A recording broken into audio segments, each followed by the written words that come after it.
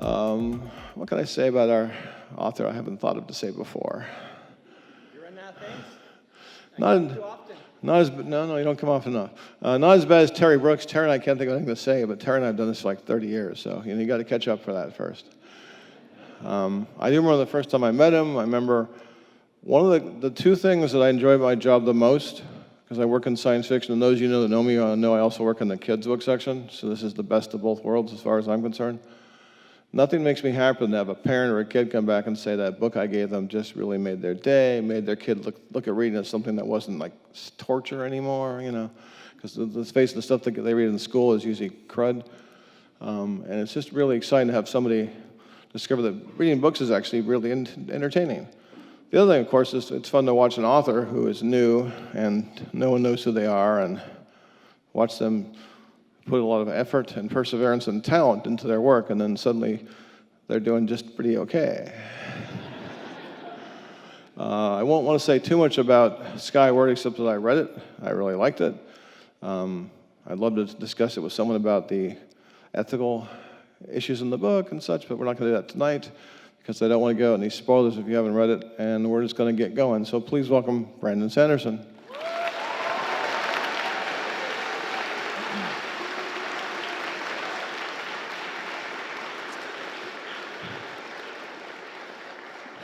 Thank you guys very much. What we're going to do today, if you haven't been to one of my presentations before, I'm going to talk to you for about an hour here. You give me a microphone and I just kind of turn into Professor Sanderson and I blab at you. So I have some remarks, things I've been thinking about, just turn into little speeches that I do at the beginning of these. So it'll relate to where Skyward came from and kind of some of the origins of the Stormlight Archive. I'll talk to you, 15, 20 minutes there, and then we'll do a 15 to 20 minute Q&A. And then following that, I will have a reading for you. So the speech portion, usually this just kind of starts with whatever I'm thinking about at the moment. And when I was working on this speech, the thing I was thinking about was Indiana Jones. Don't ask why, it just was. Part of this is because I love the opening of Indiana Jones, the first movie in particular. I don't know if you guys remember this, but it's a really classic shot. What happens is you have the Paramount logo, right, which is a mountain, and then it fades into a real-world mountain, right, that's kind of superimposed into it. And then Indiana Jones steps up as a silhouette, steps right up into the camera, and covers up the mountain. And I love this shot, right? This shot is doing so much. It's introducing a mysterious figure. It is kind of indicating Indiana Jones is bigger than the mountain, right? He fills your entire frame. He's even bigger than his own picture and the studio that is making this film, right? That's what that kind of metaphorically says. I cover up the picture of the logo. It's not about them, it's about me. And for that next section where they have the intro, which they used to do a lot more in films, big opening credits, he's traipsing through the forest, and if you watch, they always shoot him from below, so he just looks enormous in the screen. He is this massive figure, shrouded in mystery because Spielberg doesn't shoot his face, right? No face shots. He's always cloaked in shadow until the moment where his one of the guys following him betrays him, pulls out a gun, and then he turns around and he pulls out that whip and whips it out of his hand, and then steps into the light. And his face is just this utter look of, I am too important and too cool to even care about the person who tried to shoot me in the back. He whips them kind of like a father whipping a child and sends them scurrying away. He doesn't even care. He just turns back to it. Things that scare off other people, he just walks right past. The entire framing of this entire opening is to show you how cool and awesome Indiana Jones is. All the traps he defeats, spiders, whatever, he goes right through it. But the most interesting part of this whole thing is the ending of that opening sequence, because in that ending of the opening sequence, this square-jawed representation of the archetypal pulp hero has pushed himself to the utter limits of his abilities, far beyond what a normal person could hope to achieve. And then what happens? He fails. right? He gets out of his trial, and someone there just snatches his prize away from him, and we end our opening sequence with Indiana Jones having failed. This is fascinating. It does some very interesting things. One of which is, all the framing of the show so far has told us how awesome he is. And yet, at the end of that opening, he is not only the most awesome person we've ever known or seen, he is also the underdog at the very same time. Somehow, the ability to pull that off just gives me chills as a storyteller watching that be pulled off. But the thing about it that's relevant here is that failure. It's a storytelling rule. I talk about it a lot in my my talking on magic systems and things like this. Often what a character can't do, what a magic can't do, where the character's flaws are what make the story. Those are the more interesting parts of the story than what they can do. And the failures are the most interesting things about characters. And we as writers know this. We're really good at making our characters fail. What we're not so good at, oftentimes, is giving ourselves the same benefit, letting ourselves fail. This is a talk primarily about failure, the nature of failure in art, and maybe the ways that we as artists, or even just as human beings trying something out, are often too hard on ourselves. This came to me primarily because I, last year, failed to write a book. The book you should be holding right now was called The Apocalypse Guard. It's the book I contracted with my publisher to write. And in this version of the story, in this part of the story, you have to imagine that I'm Indiana Jones. Come on, you read sci-fi fantasy. It's not that far off, right? Okay, maybe it is. Maybe it is. But I'm Indiana Jones. I've written 45 novels at this point. I like to think that I know what I'm doing, right?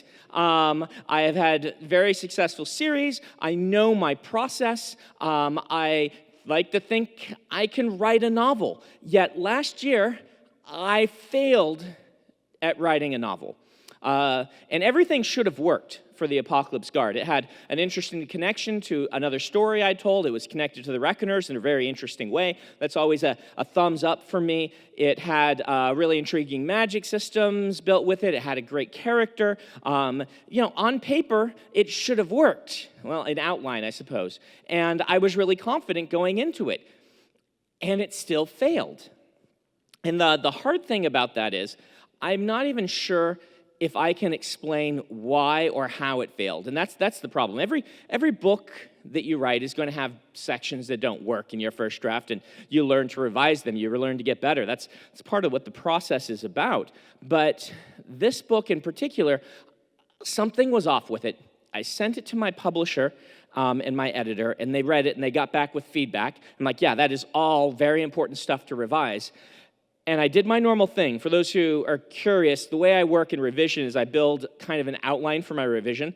I list all the things I want to change. I come up with actual explicit things to change in the text to make these things work.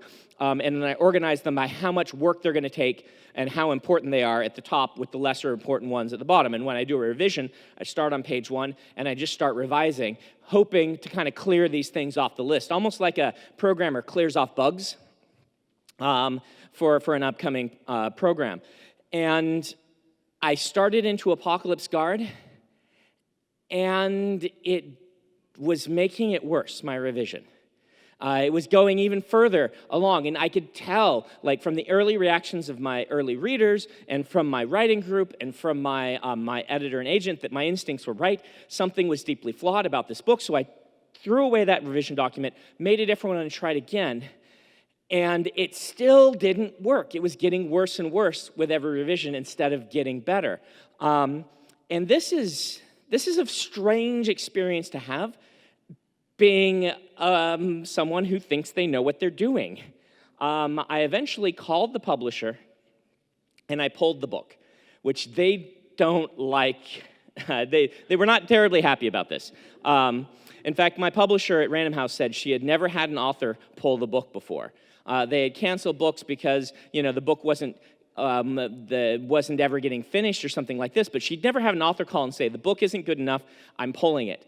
And she had no idea what to do. She's like, I don't know how to respond to this. We really wanted to have a Brandon Sanderson book. Turns out those are very good for the company.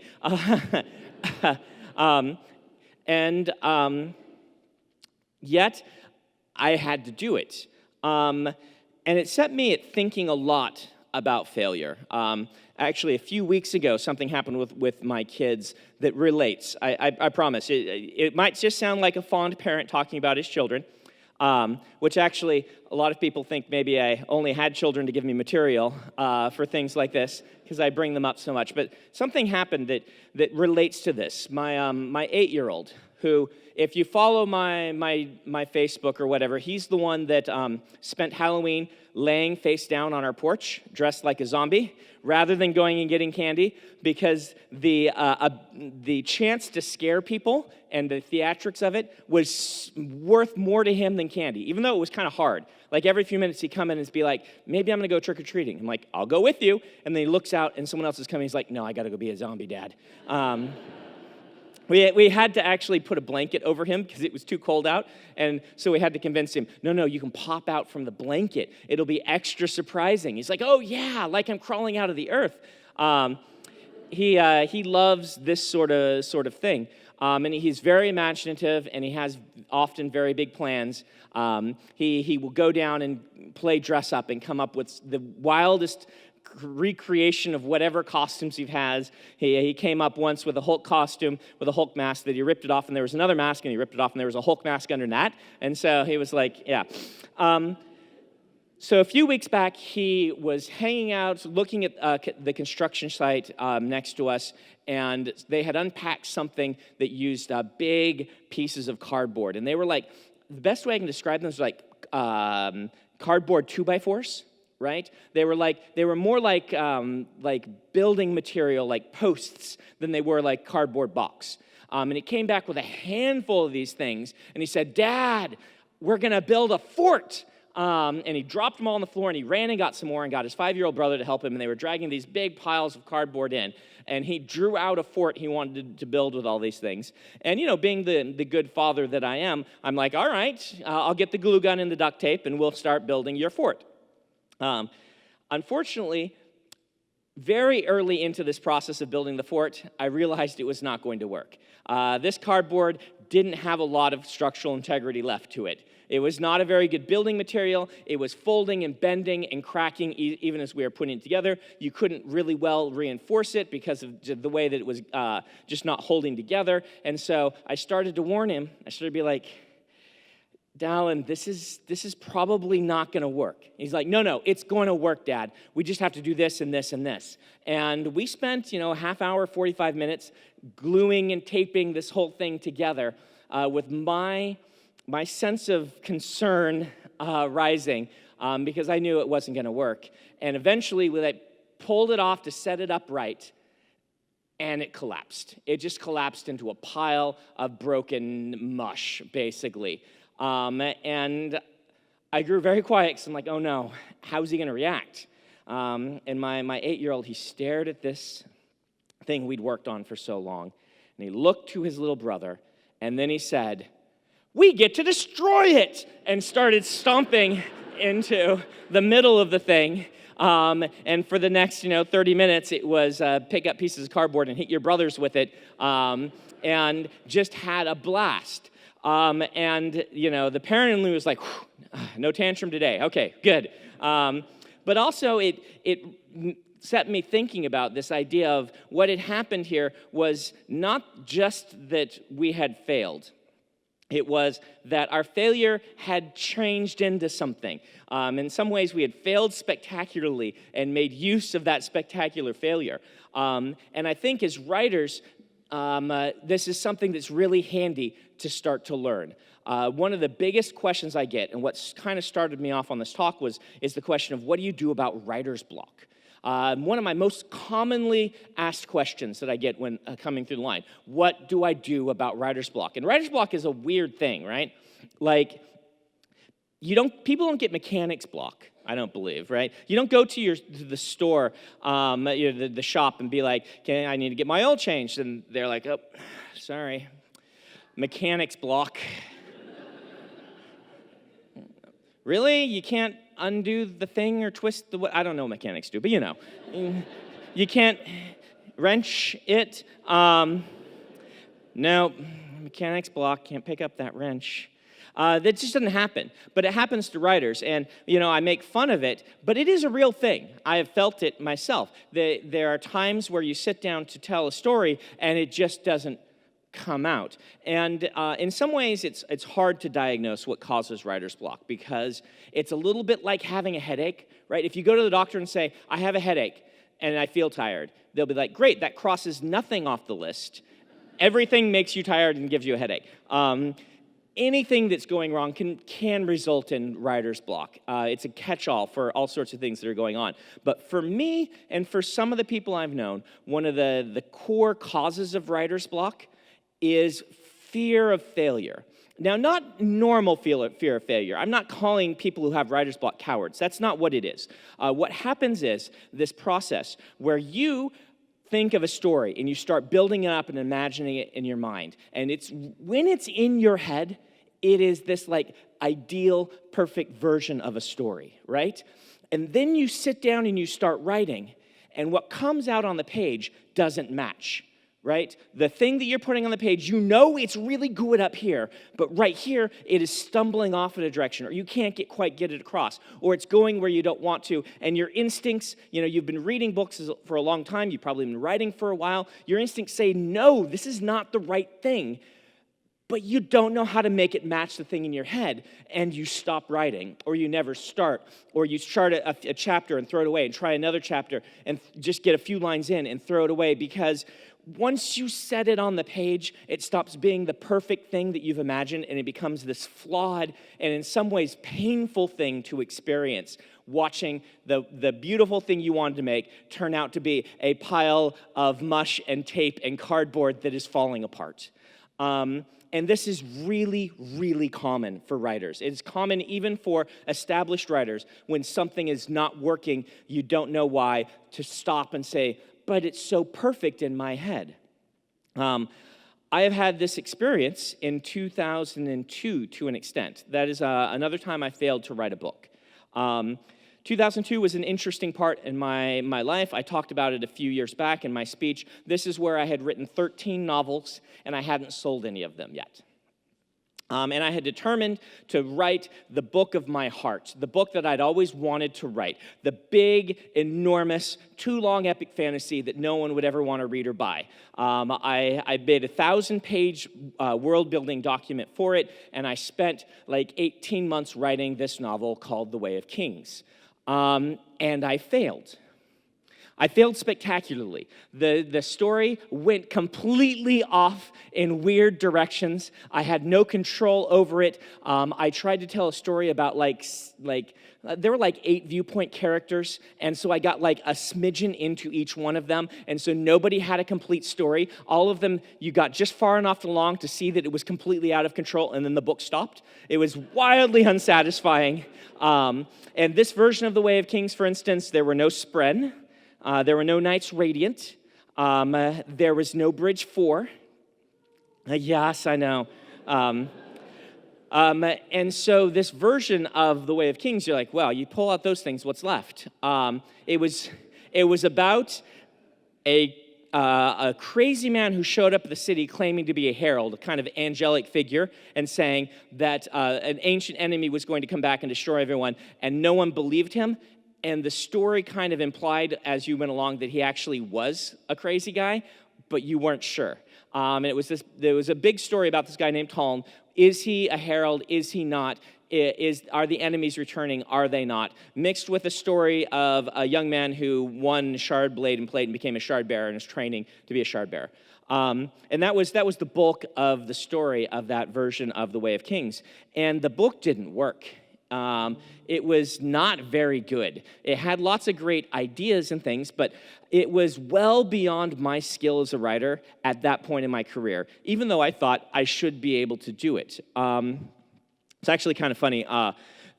Tor got a copy of this, and we're thinking about, can we get him to fix it? Can we publish it? We never really even, I think, signed a contract on it. Maybe we did, and we quickly changed it to Mistborn. But either way, Amazon somehow found out about this book and put up a listing for it. They can be very aggressive about listing books that there are only rumors about, I guess. And so for years on the website, you could find The Way of Kings for sale, even though I had never, it said not available right now, right? But it had listing for it and stuff. So as fans learned about this book, they decided that they would take over that page. And so they put lots of fake reviews and fake pictures of covers. There was a cover they made that had Elvis on it, and it said, "A hunk of burning good book." So yeah, I think they actually attributed that one to Terry Goodkind as the cover quote and stuff. Anyway, for those of you who Stormlight is your favorite, it might be hard to remember a time. There was no Stormlight archive book in 2008 when I was first starting to get very popular, but there was that page on the website on Amazon. So I failed to write this book. That failure in writing that book was probably the single most important event in getting me to write the book the right way. What I found, and where this kind of comes to, the whole point of the talk is, I have found that for me, the best way to get over writer's block is to write a bad book, or to write a bad chapter, or to write a bad scene.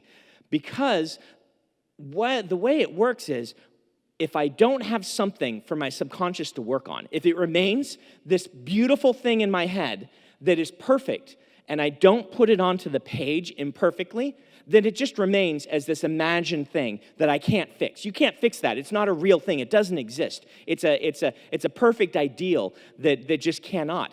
But when I get the flawed thing onto the page, and it is broken, then my subconscious says, let's pick that apart and analyze it. Let's ask, why did it go wrong? Where did you steer the wrong direction? How can we fix this? You have a big hole in your world building here to make Roshar really feel alive. What could go there? You talk about these, that in the past, the Herald had set up these structures and organizations that would help mankind. What were those? I need a solid group of characters that are all on theme and pointed the same direction, rather than 8 characters spread across the world who never tie together. What would make that work? And plugging into each of those holes, things that fixed them and actually brought the book together, is what let me in 2009 write The Way of Kings, the version that worked. And so, in a lot of ways, if you don't fail, particularly as a writer, but I think in a lot of things, and give yourself that failure to work on, then you're never going to actually be able to write the thing or do the thing.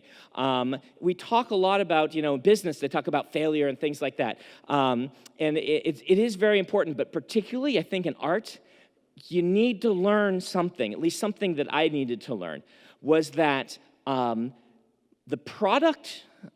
purpose of my writing time was not to write a book, which sounds contradictory, right? But the purpose of my writing time was to have the experience of writing that book, to turn me into a better writer so that the next project would work.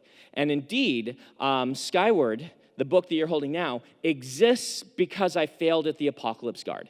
And I can't even, again, some of these artistic things, you would think Professor Sanderson can break it all down and explain it to you, but I can't. There's an art to it. Something about the experience of writing the Apocalypse Guard and failing at it made something else work in my brain. I'd been trying to figure out how to write Skyward for years. One of my favorite types of story is the archetype of the boy and his dragon. Some of the early books I read, like Dragon's Blood by Jane Yolen, The White Dragon by Anne Mccaffrey. These are some of my favorite stories of all time, and they're some of my favorite fantasy stories. There's something magical about that, kid finds a dragon egg, raises the dragon, and then does something awesome with it. It's become an archetype. I mean, it's in Aragon, it's in How to Train Your Dragon. It's a very fun story. But I can't just write that story. Something about the way I work said, no, you can't write that story. It's been done. Anne Mccaffrey did it. You're not going to beat Anne Mccaffrey at the dragon game. And so it simmered in the back of my head as this really passionate desire to do a book like this that was not working. Every time I sat down to outline it, I couldn't even get past the outlining stage. And the process of writing Apocalypse Garden failing, as I was working on it, something in the world building tweaked something in my head. And I started to combine these other two stories in my head with some world building that I'd done for a novella, which I won't tell you which one it is because it's a little bit of spoiler if you read that one for Skyward. And the world building and the larger story and the kind of plot beyond the plot that would make everything hook together. And slowly, Boy and his dragon turned into a girl in her spaceship. And everything just kind of wove together. And so when I pulled the Apocalypse Guard from my publisher, I said, I'm going to write you a new book, and it'll come out in the same deadline. And they're like, don't you have a tour for a little book called Oathbringer starting right now? And I said, yes, I'm going to write the book on tour. So they were skeptical. But they said, well, if you can get us a book by, early January, we can still slot it in and have it come out. And Skyward is one of those books where the imagined story got better as I put it on the page, which happens sometimes. It really does. As you practice and your skill gets better, once in a while, hopefully a lot of the time, as you're working, this perfect kind of thing becomes something both real and more interesting by putting it on the page. And in 3 months, I wrote Skyward, and it just came out fully formed in one shot, right as my outline wanted it to be, and it came together. But I don't think I could have done that without having failed at writing Apocalypse Guard first. So we kind of come to the crux of the idea now. The crux of the idea is something I put into Stormlight when I was working on it in 2009. This concept of me realizing that it had taken those 7 years of working with a failed book to write the right book. And that's where the line Journey Before Destination came from in the Stormlight Archive, was this idea that to get to that magical goal, that's really not even the point. The journey along that goal that turns you into someone who deserves to be at that goal, that is the point. The point is not to write a great novel. It is to turn yourself into someone who can write that great novel. And as an artist, I hope this helps you understand writer's block. If you have it, do anything. Write anything. Write it poorly. Have ninjas attack. Have a pie eating contest. I don't care what it is. Get it written, because the only way for you to fail at writing a book is actually to just never do it. Thank you, guys.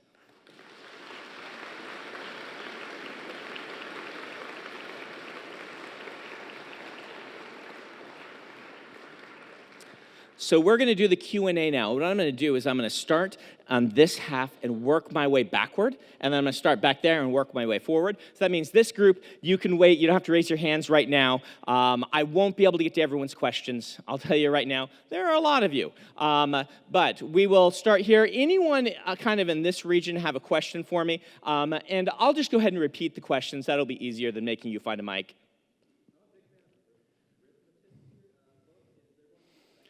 All right, so the question is, big fan of the Arithmetist book. Is there going to be a second one? So, Arithmetist. I had a shape of where I thought my career was going in 2007. And where I thought my career was going was a book called The Arithmetist and a book called The Liar of Partenell, which were the books I was working on, my adult and my YA books for that year. And then a little event happened called The Wheel of Time.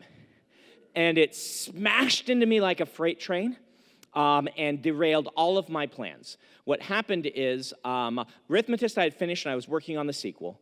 And then the Wheel of Time hit me, and I dropped everything and just focused on the Wheel of Time. Halfway through working on the Wheel of Time, The Way of Kings started to click, which had been, I was going to write The Way of Kings in 10 years, nebulous sort of thing, and I'm like, no, I need to write it right now. And so in between Wheel of Time books, I wrote The Way of Kings and started the Stormlight Archive off years earlier than I had at that point been planning for it to work in my career. And by doing those two things, what really happened is my career went and shot a different direction. The Cosmere became a much bigger, important part of everything, and it's been really hard to get back to the Arithmetist.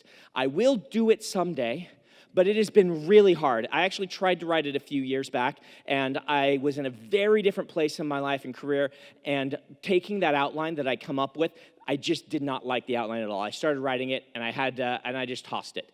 And so I'm slowly, one of my goals is to get those books that I released back then that implied a sequel. Those are Legion, Alcatraz, and Arithmetist, all having satisfactory conclusions in the next few years. And to try to be wrapping up more things than I start, but it is slow going on some of those early ones. There will be a Arithmetist sequel. This year I finished off Legion, wrote the third one of that. In fact, Dwayne asked me to mention they have lots of copies because it only came out a few months ago. So if you guys want copy of the complete Legion, which is 3 novellas I wrote about this weird detective dude, you can get that here signed. I'm finishing up Alcatraz next. And that I'm about halfway down with the last book of that. Then Arithmetist will be kind of the last sort of literary gun on the mantle that I've promised a sequel to that I haven't done. For those who are wondering about Cosmere books, I'm going to do Wax and Wane 4 is very soon. I haven't finished it yet, so I don't have a release date. But Wax and Wane 4 will come fairly quickly. I'm going to start working on Stormlight 4 January 1st. Yes. All of next year will be Stormlight, except for brief moments where I work on Wax and Wane 4 in between when revisions are going out or things are coming back from an editor or stuff like that. And so I've already finished the sequel to Skyward and have a chunk of the third one done. My goal is to start Stormlight with Skyward 1, 2, and 3 already in the bag so that Random House has books to publish for the next couple of years while Stormlight takes all of my time.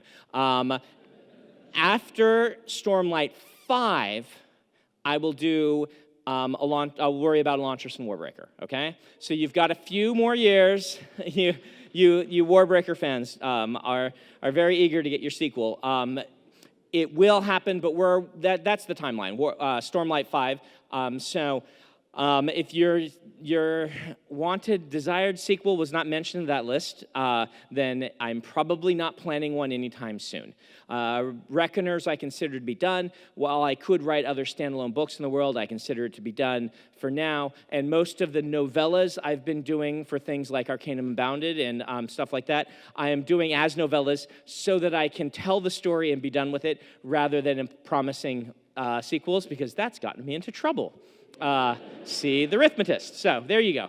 That's what I'll be doing for the foreseeable future. Yes, go ahead. Mm-hmm.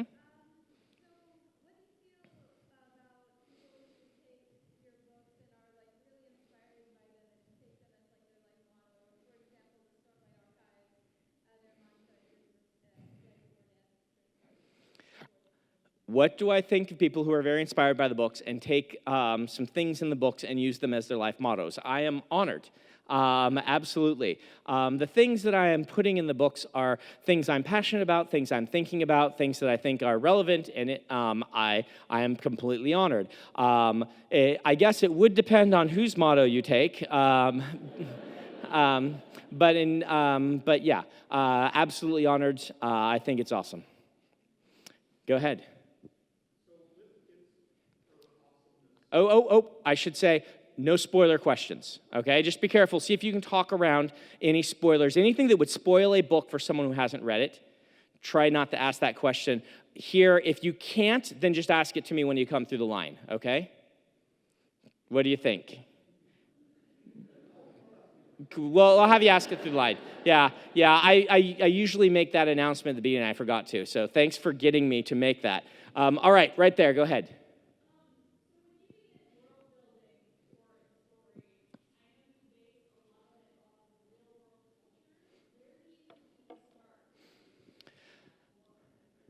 Yeah. So where do I start for basing things and stories off of real-world cultures? So the way human beings Our type of creativity is we don't create anything new. That is not actually what we do. We are really, really, really good remixers. We are really good at taking things we have seen. We're really good at saying, hey, here's a horse, here's an animal with a horn. What if there were a horse with a horn? That is the way human creativity works. This is great. This is wonderful. It can also be dangerous because if you are lifting things and using them in the wrong way, it can cause problems. So I recommend reading a lot of history books, reading widely what people are saying, and trying to, instead of take the surface level, this is actually what happened, try to ask yourself, what about human nature causes these themes to appear again and again in our world, and try to ask those questions and deal with those in your book, rather than, with real-world inspirations. Once in a while, like you'll see something like I'll use French-sounding morphemes in the language for a region. That's what happened in Mistborn, because the world building of the languages was not as relevant as it was in other stories, and so I spent my time somewhere else and then said, well, they're going to be French-sounding. So you get names like Vin and Kelsier, who they'd say Kelsier, and stuff like that, right?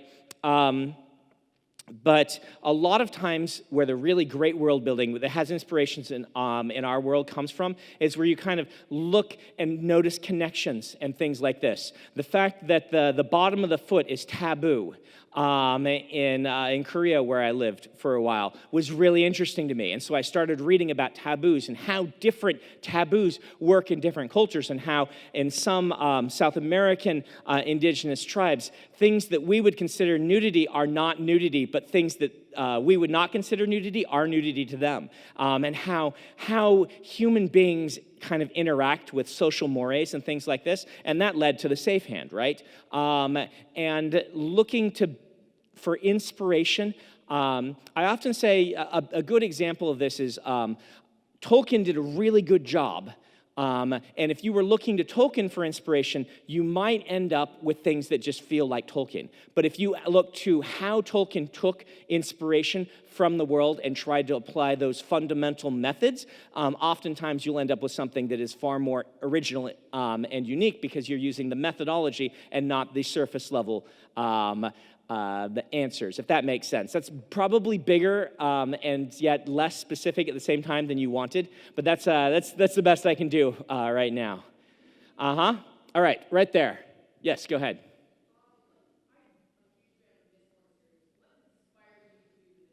What inspired me to do the Mistborn series? For me, a book is not usually one idea. A book is lots of ideas that are bouncing around in my head, and when they start combining in interesting ways, that's when I know I have a story. So for instance, Skyward came out of Archetype story, Boy and His Dragon, mixed with wanting to do a space opera, mixed with the specific world-building elements I've been working on. For Mistborn, it came from a couple of places. One, I was reading Harry Potter. It's true, back when the Harry Potters were first coming out, and I was struck by the thought, man, these Dark Lords never get a break. They are always these near omnipotent individuals who get brought down by kids and or furry-footed British kids, from the boonies. Like, wow, how does it feel to be Sauron and get brought down by a hobbit, right? And so I thought, what if the hero failed, right? What if Frodo got to the end and Sauron's like, oh, my ring, I've been looking for that. Thank you. Right? And that was one idea, but I just set that in the back of my head. It mashed together with my love of the heist genre. I love movies like Sneakers, one of my favorite movies of all time. I like Ocean's 11. I like The Italian Job. I like all the classics like The Sting. Even I really like the new wave ones like Inception. Like the idea of a team of experts who all have a specialty who have to come together to pull off something incredible, like the team dynamic heist. You'll see it pop up again and again in my stories because I love that archetype. Wanting to do a team dynamic heist in a fantasy world was the other big idea. I mashed those two together with the idea for Kelsier, who I'd been developing separately, just as a character that I was very interested in, and the three started me off into Mistborn. Allomancy and Feruchemy were designed separately for different worlds, and I plugged them into that world when I started writing the book. All right, in the back, the blue jacket back there.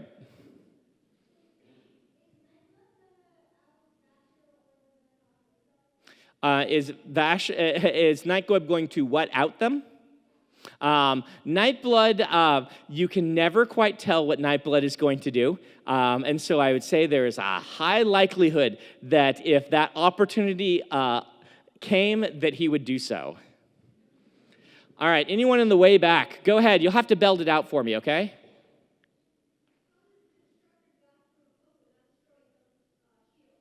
How does the what?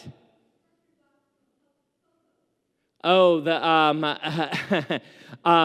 all right, so how does the Destructor Blast for a Poco not destroy its own shield? I have, in Skyward, I have the shields work directionally, the same way that a lot of science fiction does. Like, you can fly out of a hangar bay that's got a shield on it, but you can't fly back into it unless they change a frequency and stuff like that. That's how those are working for me. They'll let things not come in, but will let things go out and things like that is generally how I'm working. It's sci-fi technology, and that's kind of an old standby for how shields work, and I just kind of rely on that one.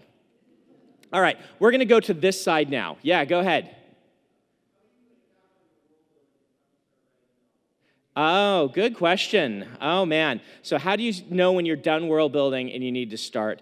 It is really easy to get what we call world builder's disease, which is where we just sit and world build so much that it is hard to stop doing it. And really, the answer to this depends on your goals, right? If your goal is to be a professional novelist who's a career novelist, then you do need to learn to pull out of it. But if you're a DM and you're doing this just because you love the aspect of world building, or your hobby is building worlds, there's nothing wrong with spending 20 years on your world. I mean, Grandpa Tolkien did it, right? And so realize that there's no kind of objective answer to when to stop. But if you want to be a professional working in the field, you're going to need to want to be able to write a book a year. If you can. That is your baseline kind of minimum that you want to be able to do. Not all of us get there, even after being pros, but that's where you want to be, right? And so if you can do world building for a couple of years, that'll give you a world that you'll be comfortable writing on and your world building is done, then there's nothing wrong with even spending a couple years on it. For most cases, though, I suggest target your world building at the things that are going to be the most important to the characters and are going to be a source of conflict. You'll notice with Mistborn, I didn't world build the languages of Mistborn. I didn't spend any time on it at all. In Stormlight, I spent a lot of time on it. Why? Because there were going to be these cultures speaking different languages, and the way the words worked in the world were relevant to the magic and things like this. In Mistborn, everyone spoke the same language. The Lord Ruler had been in control for 1,000 years and had suppressed a lot of the ethnic diversity in the region, and it didn't matter. So I didn't spend any time on it. And that's what you'll need to learn to do. You'll need to learn world building triage.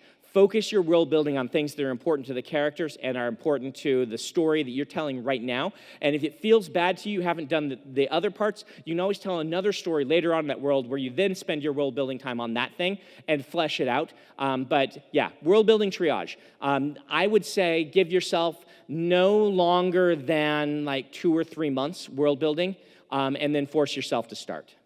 All right? Okay, go ahead.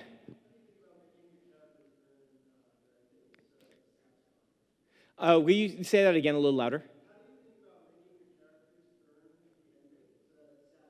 Okay, how do you make your characters earn the ending so it's satisfying? Well, one of the ideas is this idea of journey before destination, right? That journey that the reader should go along with them should point toward that ending. I always say plot is a mix of 3 things: a promise, a progress, and a payoff, right? And that payoff doesn't have to match 100%, it just has to be satisfying. But a lot of times that progress, the time you are spending your energy and effort as a reader reading about, needs to have the payoff. Even if you promise one thing and then give us something better, that's okay. But, if we spend a lot of our time learning about this character relationship, and then your payoff at the end is a big fight explosion that doesn't involve this relationship, your reader's going to feel, even if that scene is fantastic, is not satisfying, because where we've spent the bulk of our time reading, the bulk of the pages, is on this other idea. And so make sure that the bulk of where you're spending your time writing is pointed toward that ending, is certainly one thing. And if you make that time interesting, then we're going to feel all right about that ending. And different genres have different expectations here. We don't expect, because of the promises and the way it works, we don't expect Indiana Jones to outright win at the end. And if he did, it would not be satisfying to us, right? Because the whole story has told us Indiana Jones is incredible, but still only hangs on by his fingernails when things even bigger than him are going on. And so if you have an Indiana Jones story that ends with a completely triumphant victory, not Indiana Jones crawling out of a pit, bloodied with one object of the 10 he was trying to rescue, then you don't have a good ending that's satisfying for that story. So what is your tone? What is the genre you're in? A classic James Bond movie would not be satisfying without a complete victory. The new James Bond movies would not be satisfying with a complete victory, right? So ask yourself these things. Where's the bulk of our time, and where's our tone, all right? Okay, going forward, we'll go right here with the beard. I'll let you go next. You don't quite have a beard yet, so.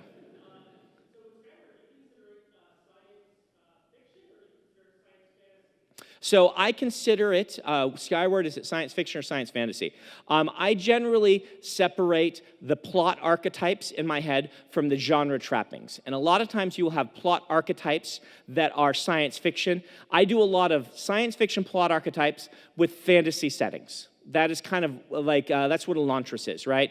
And things like this, where the plot archetype is about information and researching information and coming to a scientific understanding of something that happened in the past so that you can use it to fix the future. Science fiction plot archetype, fantasy setting for Elantris. Skyward's the backwards, right?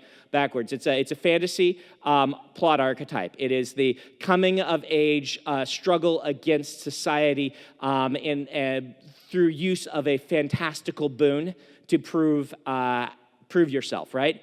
Very kind of classic fantasy thing, but the trappings are science fiction. So I don't know that I look at these things the same way. Like Stormlight, the Bridge 4 sequence is an underdog sports story with fantasy trappings. That's the plot archetype. And so as a writer, where would I shelve it? I would shelve it in science fiction because the trappings are usually, and because of that, I would shelve Star Wars in science fiction, even though Star Wars is very much kind of mystical, fantastical plot archetypes going on. You shelve it with the plot, with the trappings, the genre trappings are. That just is for our sanity, right?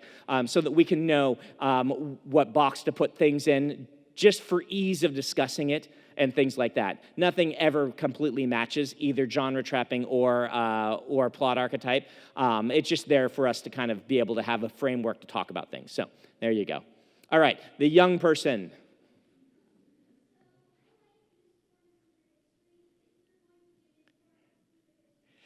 Is there going to be a Mistborn Secret History 2? I hope to be able to write one, but this comes back to let's make sure I'm getting the things that I've promised sequels to moving at a reasonable rate before I do side projects like that. So I would like to do one, but I'm not promising one. All right, last question. Go ahead. What's that? I do not pick favorites. They're all my children. Robert Jordan would always answer this, whoever I'm writing at the moment. But we'll let one more because that one was fast. So we'll go right here in the red.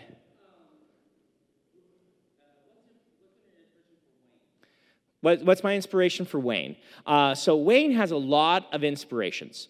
Lot of inspirations. Obviously, one, there's some Matt Cotham going on for me wanting to do Wayne, particularly in the way that Matt would see the world differently from the way that he would act. The original inspiration for Wayne was a character who changed personalities based on which hat he wore. And he was actually the lead in a Mistborn story I was writing, and he didn't work well without someone to play off of. It was a little bit like this sort of, some characters work way better when they are surrounded by more normal people, right? Not to say anything about things like like the Minion movie, which my children loved, but it's very hard to tell a story about everyone being crazy instead of having the framework of kind of someone to keep it going in the right direction. And so that was a big inspiration for Wayne. The other big inspiration for Wayne was something I noticed about human nature, where I wanted to tell a story about a character who had some really deep, and Wayne should bother you, right? Like the way he treats Steris, and the way he treats Renette, and the way he treats some of the people in his life should really bother you. And one of my goals with Wayne was to tell a story that mimics what I see in real life, where there are people I know and I love who also have this way about them that you realize they aren't quite, grown-up's the wrong term, but you know what I mean? Like where there are things in our life, not like all of are the heroes in our group of friends, because we're all the hero of our own story, right? We each have different things we're working on, and some of them are classic good storytelling things like, I need to learn to be more bold, which is totally something we need to work on. But some of them are, I treat people who aren't in my inner circle really poorly, especially if they're trying to get into my inner circle. And then when you're in my inner circle, I have dysfunctional relationships with you a lot of time. And I thought I could only really do that with a character that you loved while you were really annoyed by them, because otherwise I feel like the character wouldn't work. Maybe I could do it a different way, but I really wanted to dig into that in these new Mistborn books, and Wayne was kind of my vehicle for doing this. So some kind of nebulous sort of writerly things going on there. We're going to stop the Q&A there, and I'm going to make a few announcements, and then we'll do the reading. The first announcement is I will do photos with you when you come through the line. If you would like to have a photo with me, we will have somebody whose job is to stand there and take pictures. The way that we work this to keep it going quickly is that person will ask you if you want a photo while I'm signing the person ahead of you's books. If you don't want a photo, you don't need to get one. This is just to keep things moving. If you do, have your phone out, set to unlocked and not set to video. There's a lot of pictures, videos of me going, and give it to the person. Someone will take your books and put them on the table. You come stand next to me however you would like, within reason. But I'm okay with an arm around my shoulder or anything like that. I'm totally okay with that. Whatever you like, and then they will count to 3 while I'm signing your books. My head's going to be down signing, and I will look up on 3, and they will snap the picture. This is to keep it moving. There's a lot of you. This signing is going to go for 4 to 5 hours, and I'm going to try to move it as fast as possible. And so I will warn you, my Seattle signings tend to be a little more snappy, a little less time chatting. It's hard for me because I like to chat, but otherwise we'll all be here for 7 hours or something like that, and we don't want to do that. So we're gonna keep it moving. If you can't stay, if you're worried about this, I'm happy to. I'll sign a few pre-signed ones of Skyward that you can just go grab and trade for yours if yours is new and you got it here, that you don't have to wait in line if you want to do that. So just ask the bookstore staff for one of those if you have to go. But otherwise, we are going to go snappy. We're gonna zip through and try to get this done more in the 3 to 4 hour range rather than the 5 to 7 hour range. I want to give thanks to the store and to Dwayne. Let's applaud.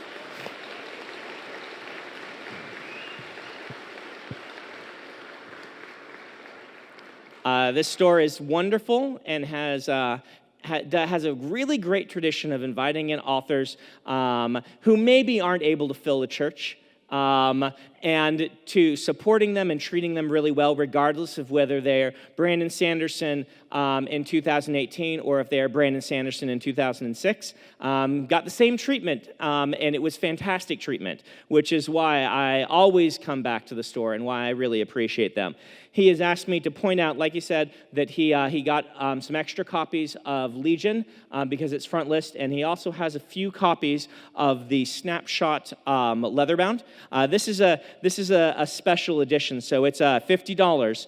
If you haven't read it, it is a novella of mine that is actually the closest to getting made into a movie right now. We had it's like a mix between Seven and a Philip K. Dick story. It's kind of how I talk about it. It's a sci-fi serial killer detective thing. It is going really well in Hollywood, which it's going to be odd if my first movie comes out and is a serial killer detective story. But I never can tell what's going on with Hollywood. If you're curious, Fox has the rights to The Reckoners. They just got bought up by Disney, so I don't know what's going to go on with that.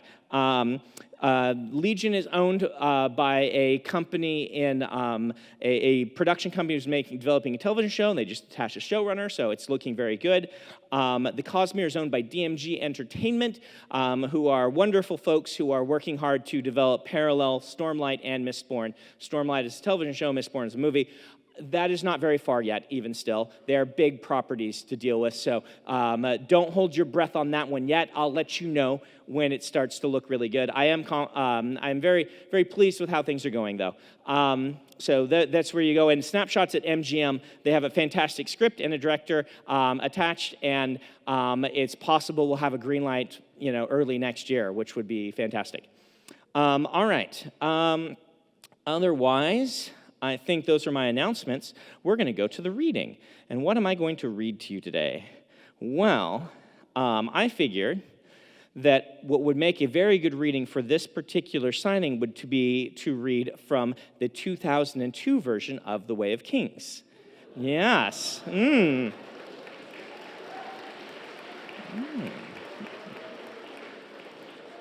So what this means is, this is not canon for the Stormlight books because it is the 2002 version, but I have specifically chosen a scene that I consider a lot of things about it to still be canon. I can't tell you what I'll do when I get here because this is from Tollan, the Herald, and his book in the Stormlight Archive arc is book number 9. Yes. And so his story is not one I'm going to dig in. If you haven't read the Stormlight Archive, what I told you earlier still happened. He shows up crazy with a very powerful shard blade, and something has happened. No one knows what happened to his shard blade. The one they claim that they've taken from him is not actually his shard blade. And people think he's a crazy man, but there's some others are believing he's a herald. The whole story, is he or isn't he? I kind of expect you at this point to be like, yeah, he's a herald because another herald has recognized him. So the question of whether or not he's a herald is no longer part of the story, but his conflict and things I consider to be pretty close to some of the stuff you'll be reading here in his personality. So when you're kind of getting a sneak preview of Stormlight 9, but not really because it's not 100% canon anymore. So what's happened so far in the book is he has appeared as a raving crazy man, and he is now waking up after that, kind of for the first time.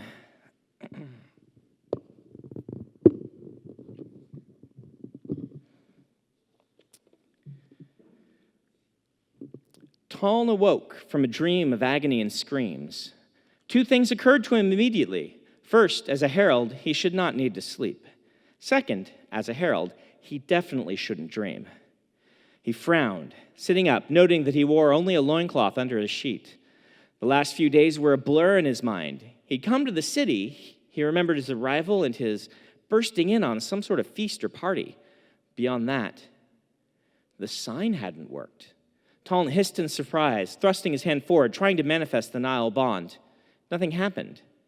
Where had his powers gone? What of his stone warding? He analyzed his surroundings with a quick glance. He was in a long rectangular chamber set with beds along both walls.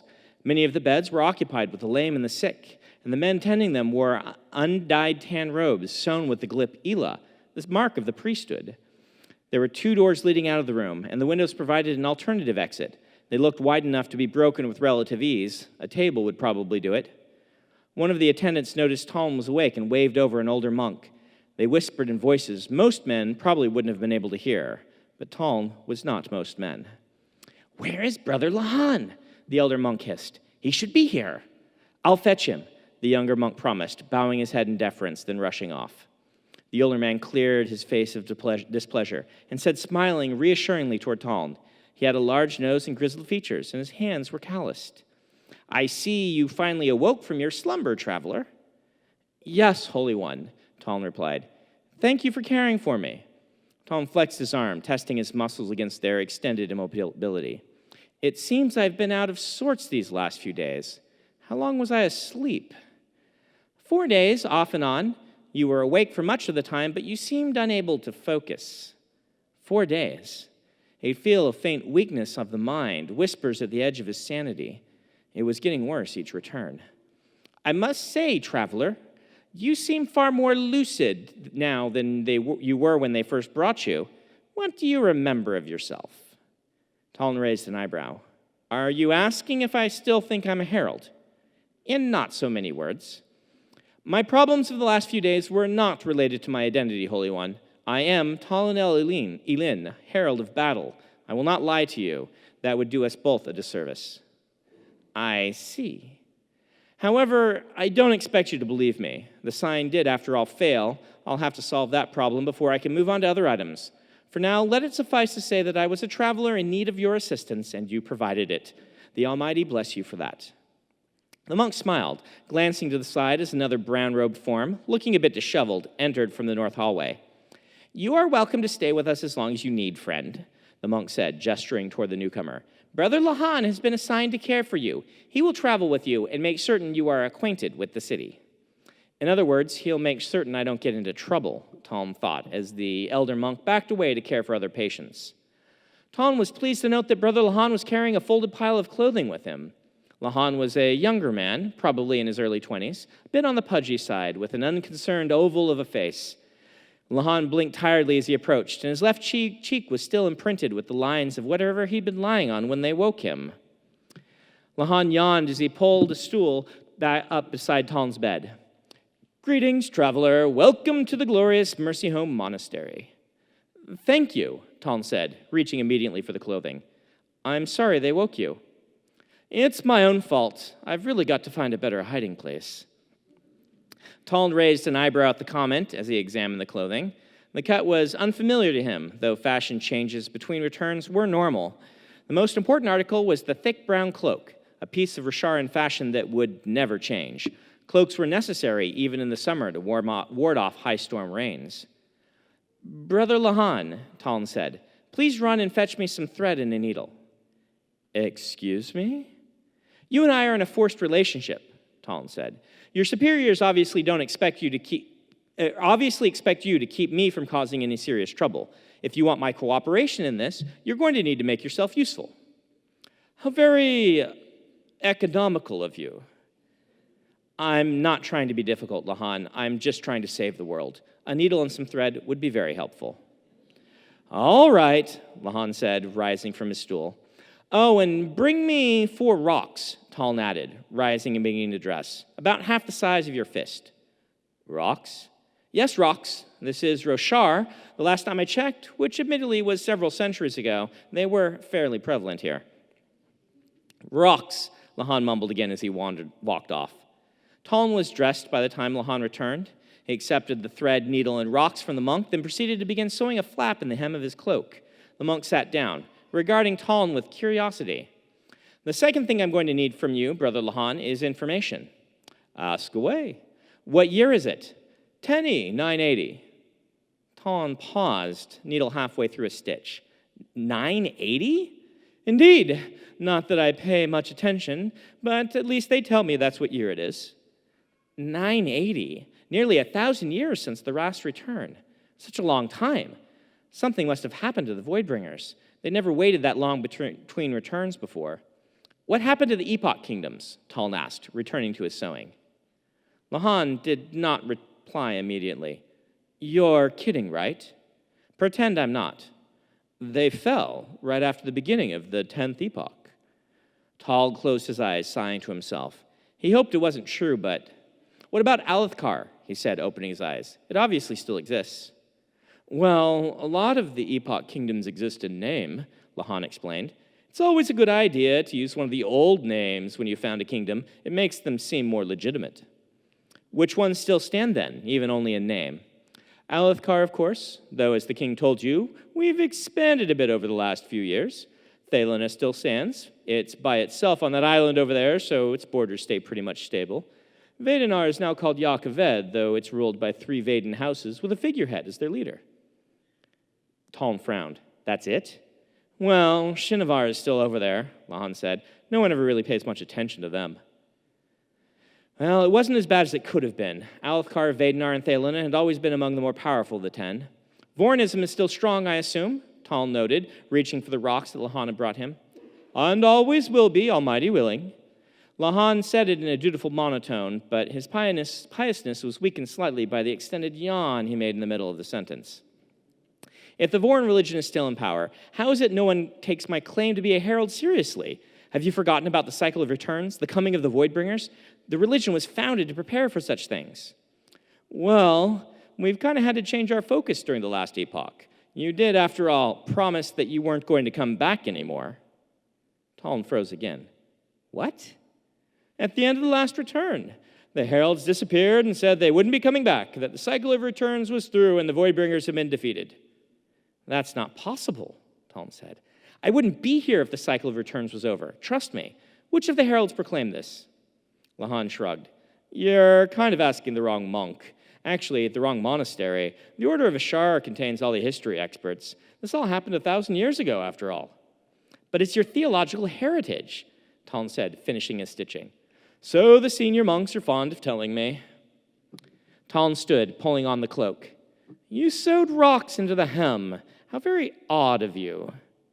Tollan spun, turning a few times to judge the motion of the cloak. Then he turned to the side in a quick motion, pulling the garment off with a smooth gesture.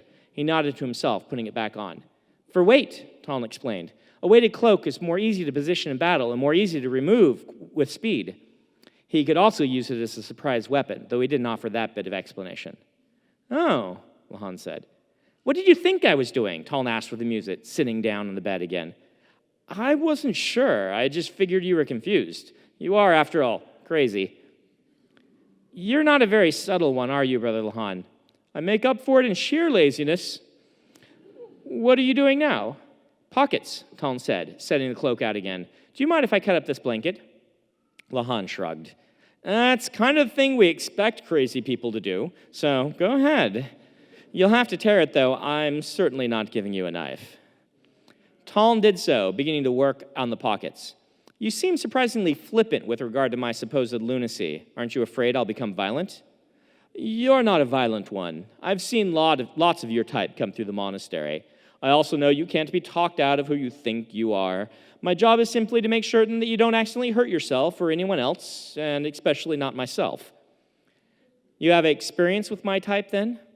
I tend to get the more undesirable assignments. I wonder why. Tollan mumbled. He fell silent as he worked, turning his thoughts to a topic he'd been avoiding. What was he going to do? Normally, he would let the other heralds decide the plan, but he appeared to be the only one to have reached the city. He needed to find the others, and that required one thing, his sword. It had been taken from him. He remembered that night at the feast only vaguely. My sword, he said. It was confiscated. You didn't exactly make a good impression on the king. Enduring, perhaps, but definitely not good. There was a woman, Tollan said thoughtfully. She saved my life. Lady Yasna, Lahan agreed. The king's sister. Don't assume she protected you out of fondness. Lady Yasna is about as compassionate as a sleeping chol. Even her breathing is politically motivated. No one's certain why she pled for you, but most think it was some sort of political stunt. Either way, I owe her my life, Tollan said. The loss of his weapon was troubling. With it, he could sense the location of the other heralds. Assuming, of course, he thought, that the blade's powers even still work. Tollan paused. A feeling of dread struck him. Stone warding didn't work, and he couldn't manifest the Nile bond. If he lost the sword as well, the window light turned red. Tollan gasped, feeling dizzy. An expression of concern actually crossed the monk's face. "Are you all right?" Lahan asked. The monk burst into flames. The windows melted. Blood-red fire ripped up the sides of the building, pooling at the top and bearing down on Tollan with its heat.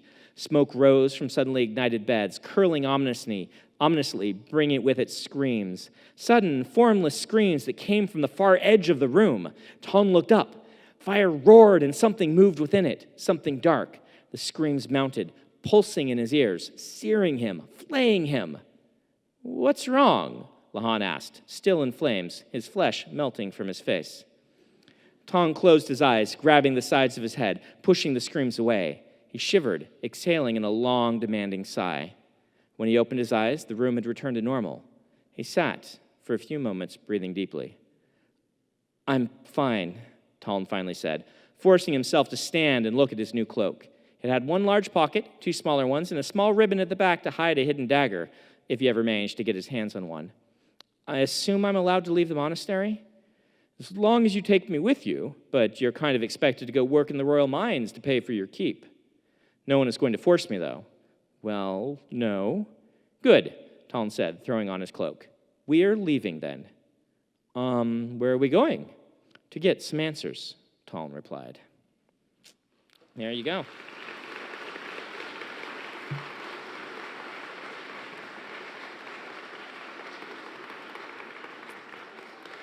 Someday, once I'm sure all the spoilers, it doesn't contain, once I'm sure everything that it would spoil has been released, I will release that version of the book so you can read it. You can probably see that if you've read Stormlight, a chunk of what belonged to Tollan moved to Szeth instead, who was a character in the first book but had a slightly different plot. Eventually, we will get to the whole story, though. Thank you guys so much for coming to see me. I'm going to let them tell you how to get out there. They're going to take you by row, so you can stay seated for right now. But anyway, thank you so much for coming out to see me.